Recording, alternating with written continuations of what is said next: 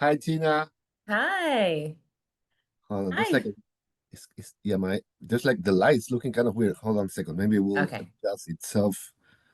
Yeah, it's getting there. Oh, there. Okay, good. Hi. Thank Hi, you. nice Thank you. nice to meet you. Nice to meet you too. Thank you for the interview. How you doing? I'm doing great. I'm Sure, doing sure, great. sure. It's a really exciting week. I can't believe this movie is coming out on Friday. It's so surreal. And then I really took you a while to get it here, right? I mean, you were like Yeah, working in the script for many years.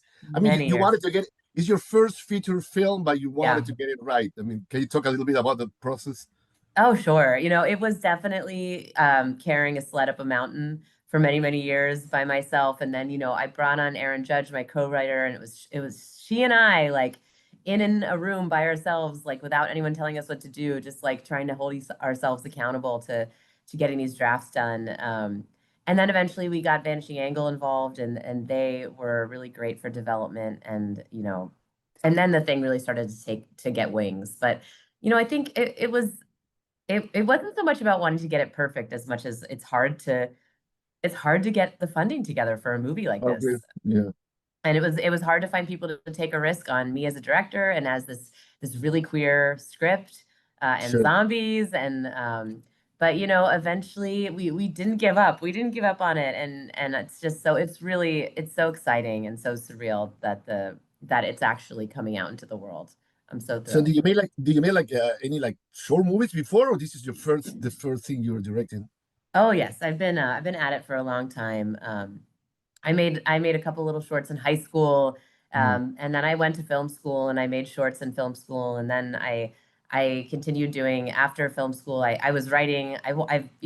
It's your kind of I think like your dream when you go to film school is to make a feature. That's the thing you're just trying to get to. Mhm. And so over the years I've written many features.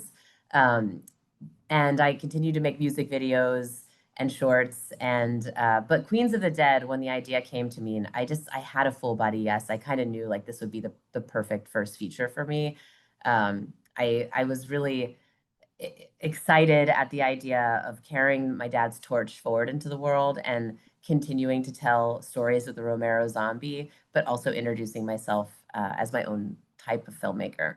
And so I just So, I just put all my focus on this movie and until we sure. got it there. Yeah. So the previous like the short movies, what kind of music, what kind of movies were there? I mean, kind of the same style or completely different? Stylistically, I do see parallels. I do, and aesthetically, I see they're not horrors though. I would not They're call not. them Okay. horror. No, no. They do have queer themes and queer characters, and they all have like a certain stylistic approach, a little magical realism, a little fantasy. Okay. And one of my films, I was very into non like playing with narrative structure. So I've done a few things that are dialogue free, whereas this Okay. this film actually leans very dialogue heavy. Yeah, there's a lot of dialogue. There's a lot of dialogue, but I've always been a sucker for dance on camera. I have a dance background, so I'm always looking for how to get movement in there, and so that my short films incorporate dance as well. And like they're weird surrealist fantasy films, I would say. And in terms of like paying tribute to your to the universe created by your father, Yeah, did the idea change through the years? I mean, did you? I mean, I was obviously challenging, right? Because you wanted to do yeah, your own thing, but then at the same time pay tribute. So, yeah. so how complicated was that to find that to get that? I think it did change for sure, mostly in scope. We wrote without any budget constraints. We didn't think Mhm. about shootability. So we wrote our first draft was enormous. There was Oh, more parties going on. They got to the boat. There was a fight at the boat. There was a fight on the water. It was just huge. okay. And so I think a lot of the drafting process was about whittling down and to like what is the most shootable contained story we can tell, especially given that we had such a big cast. And I knew I wanted it to be an ensemble piece because that is a trope I love about survival movies is like the motley crew, the survival motley crew. And um, and I think that like as far as paying tribute to my dad, I knew that I wanted to keep the mythology, the zombie mythology, traditional Romero. So they're slow, no running. Yep. One bite turns you. You have to take out the brain to take out the Mhm. ghoul.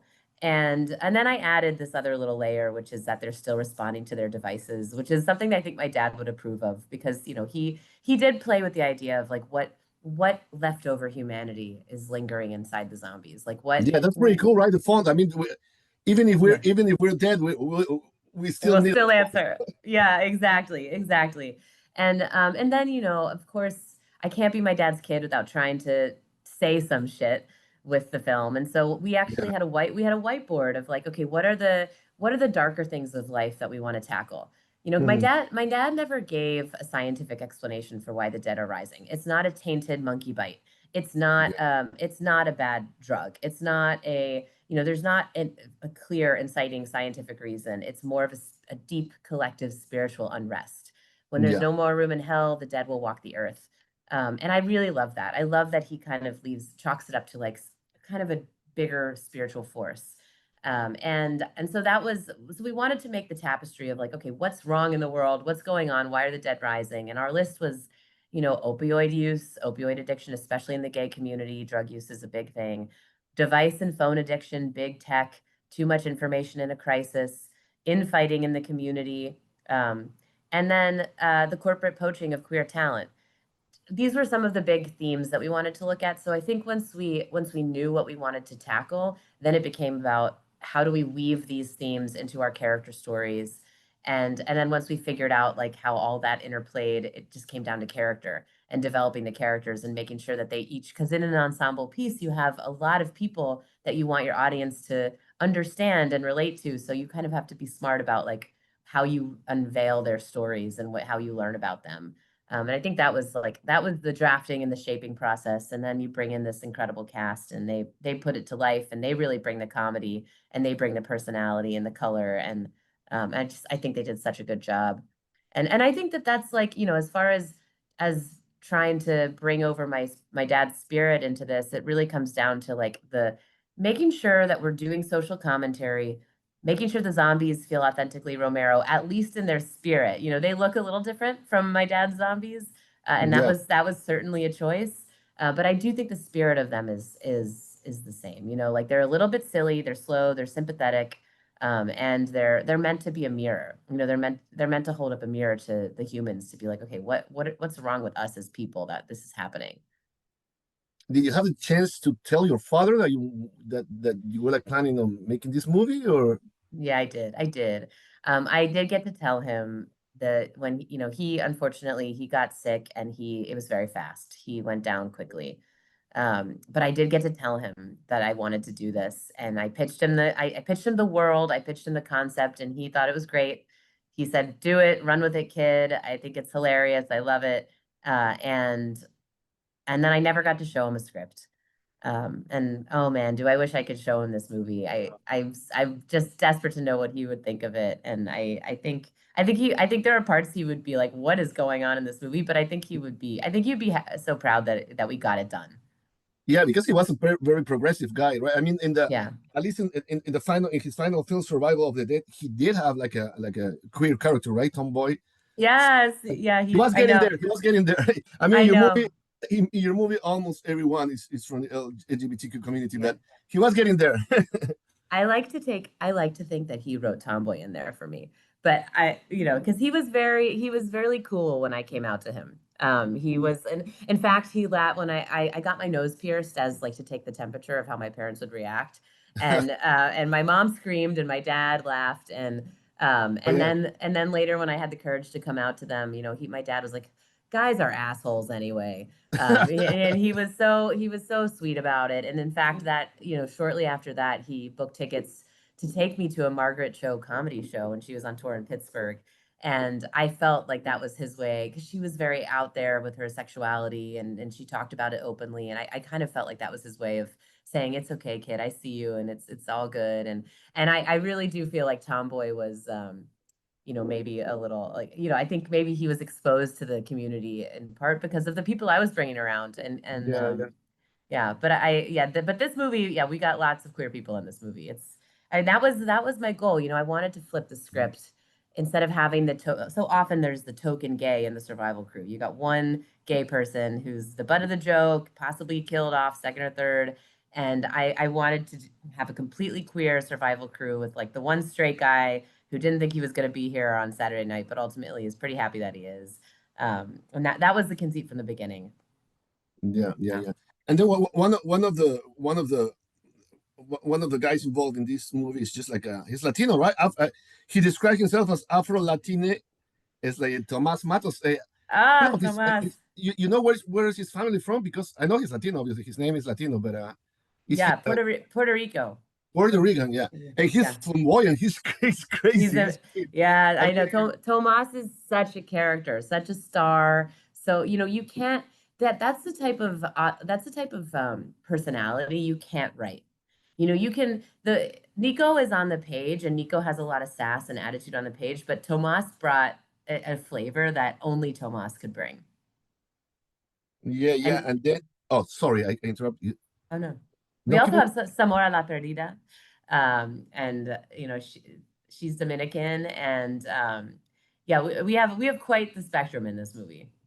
Oh, so you say there's another Latino actress, or Yes, yeah, Samora who plays Jax, the ah, okay, the go-go dancer who actually ODs and ends up being, they shove zombie Jax in the go-go cage. ah, okay, okay, okay. Yeah. Yeah, that's interesting because the movie also like mentioned that you already mentioned that like the character that is like a the stray character, he's kind of confused with pronouns and everything. And now Yeah. that I read like Afro Lat, I mean Tomas doesn't say I'm Afro Latino, I'm say Afro Latina. So yeah, this I mean the movie is just like it's I mean, it's like a comedy too, but at the same Yeah. time, it's just like it's not criticizing. I mean, things that are like happening right now, but it's just like kind of presenting different people, right? That are like might not. I don't know how to say it. It's kind of for some people, it's difficult to just understand the whole process, Yeah. right? Of course. Yeah. And I was hoping that with the character of Barry, the brother-in-law, that people who might not be a part of this community would feel comfortable coming into the film because of Barry's journey. Like he's very out of place. This is not a world that he knows. And I felt that was important to have like what they call a surrogate for audiences who maybe know nothing, have never been to a drag show, have never been to a queer club. Like I hope that they feel that they can also come into this film. Yeah, yeah, yeah. And then, Yeah. what do you expect from the horror audience in general? I mean, because horror has a lot of like violence and Yeah. everything, it, I suppose that it's most of the fan base is like male, but horror has been kind of progressive through the years, right? And Oh, definitely. not so conservative, but you never know. But how do you Yeah. think people will react to your movie, like the general audience, not the Yeah. LGBT? It's a great question. I'm so eager to find out. I have been very, very, of course, there's a certain amount of fear that I feel putting this movie into the world with my last name. People expect one thing from Yeah, a Romero film. My dad's films were pretty dark and pretty violent and very gory and grim and serious and scary as hell. And this film is much more of a romp. It is definitely leans more comedy than horror. It is a comedy set in a horror universe. There is glitter in the blood. There is a lot of costumes. There's a lot of hair, and so of course I was worried about putting this out there and like would people yeah, come looking for a Romero and be mad at not getting what they wanted. But I've been very touched by how the horror community, at least so far in the festival run, the horror community has embraced the movie and they've been really loving and gentle and like accepted it for what it is, and they've even had a good time. And I so appreciate the horror community because they appreciate filmmaking and they look for the details and they're okay. They are able to suspend disbelief if they see practical effects. They understand what goes into doing it, and they are down for that ride. And I made the choice early on that I would rather have charmingly bad practical effects than bad CGI. And we didn't have a lot of budget to work with, so it was like, okay, let's bring in the fake rats, bring in the zombie baby puppet. I like that aesthetic. I like that sort of tactile, analog, practical aesthetic, and I think that also kind of calls back to what my dad was doing in the '80s with Creepshow and Yeah. some of his earlier works. And so I think there's nostalgia to that as well. And I hope that people can, I hope that above all people feel the heart that is behind this movie, because there really is a lot of heart. There was really, the people that came together to make this movie put their everything into it. And against all odds, we got it done. And so I hope that people can feel the energy and the heart and the spirit that's behind it. Yeah, and it's kind of refreshing to have a movie like this, because we were living like through like very somber times. So Yeah. have like a horror comedy that is like kind Mhm. of lighthearted, but it's still like Yeah. still. I mean, it still has zombies and everything. It feels Yeah. good, right? It's kind of Yeah. we need something like this. Yes, I know. I think I'm so excited that this movie is coming out in right now in 2025, because you make an indie film, you take it to a festival, and it can be years before it gets to go out into the world. And this happened so fast, and I'm so grateful to IFC and Shudder for putting this movie out now, because this is a particularly dark and scary time. I mean, it kind of feels like we say that every year, but this year is extra bad, and Yeah, especially for the queer community. So many of my friends and my people are feeling like they have to dull themselves down and like not dress the way they normally dress, or like they feel a little more unsafe on the streets. They feel more unsafe in the world. They feel like they have to hide. And I like how this movie just unabashedly puts us on the camera or on the screen, like colorfully, having fun, surviving something crazy, like kicking ass. And so I think it's important. And I really I love a movie where you leave the movie theater like dancing a little bit, because the credits music is fun and like you have a little yeah, hope in your heart. And so I'm happy to put out this kind of movie. It speaks to who I am as a person, and I think it is something that the world like needs a little bit of right now. absolutely. Thank you Mm. very much, Tina. Thank you for your movie, and then I really Thank enjoyed. you. I'm So so glad you enjoyed it. Thank you. take care. Have a good rest of the day. Bye. You too. Bye-bye.